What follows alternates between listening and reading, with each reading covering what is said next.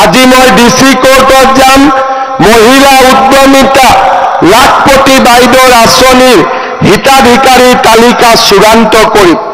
আজিয়ে মুখ্যমন্ত্ৰীৰ আত্মনিৰ্ভৰ অসম অভিযান আমাৰ প্ৰত্যেকটো বিধানসভা সমষ্টিলৈ 10 মাহত কোনে পাব, ছেপ্টেম্বৰত কোনে পাব, প্ৰত্যেক মাহত 30টা সমষ্টিক আমি দি যাম। মুখ্যমন্ত্ৰী আত্মনিৰ্ভৰ অসম অভিযানৰ পুঁজিও আমি জোনেল ভিত্তিক 4খন মিটিং পাতি আমি প্ৰদান কৰিম। এই কোন সমষ্টিত কোনে পাব আমাৰ মন্ত্ৰীসভাৰ সদস্যসকলক মই দায়িত্ব দিছোঁ যাতে মুখ্যমন্ত্ৰী মহিলা উদ্যমিতা আঁচনি আৰু মুখ্যমন্ত্ৰীৰ আত্মনিৰ্ভৰ অসম অভিযান আমি ৰূপায়ণ কৰিব পাৰোঁ। আজিয়ে মুখ্যমন্ত্ৰীৰ আত্মনিৰ্ভৰ অসম অভিযান আমাৰ প্ৰত্যেকটো বিধানসভা সমষ্টিলৈ আৰু লাখ ল'ৰা ছোৱালীক আমি চাকৰি দিলোঁ। কাৰো পৰা 1 টকা কোনেও কালেকশ্যন কৰিব নোৱাৰে। এতিয়া আমি 10 অক্টোবৰত আৰু 60,000 ল'ৰা ছোৱালীক আমি চৰকাৰী চাকৰি দিম। 60,000 ল'ৰা ছোৱালীক চাকৰি দিম। তাৰ মানে 2 লাখ, আগত 1.5 লাখ, এতিয়া 60,000, 2 লাখ ফেমিলি এতিয়া ফাৰ্ষ্ট ক্লাছ হৈ গ'ল।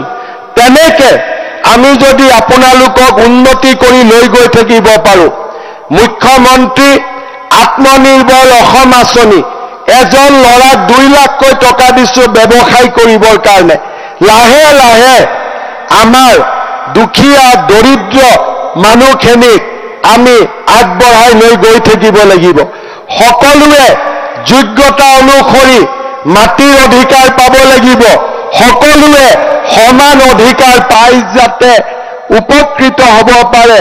বিশেষকৈ চাহ বাগিচা অঞ্চলৰ কাৰণে এটিকলি দুটিপাত আমি আঁচনিৰ বিষয়ে আজি কথা পাতিম আৰু হিতাধিকাৰীক চূড়ান্ত কৰিম। অৰ্থাৎ ৰাজনীতিৰ লগে লগে ৰাইজৰো যাতে উন্নতি হয় তাৰ বাবে ভাৰতীয় জনতা পাৰ্টীয়ে হাতে হাত ধৰি কাম কৰিছে। চৰকাৰী চাকৰি দুখীয়া মানুহৰ ঘৰত দি আছোঁ যাতে দুখীয়া মানুহবিলাক ফাৰ্ষ্ট ক্লাছ হৈ যাব পাৰে।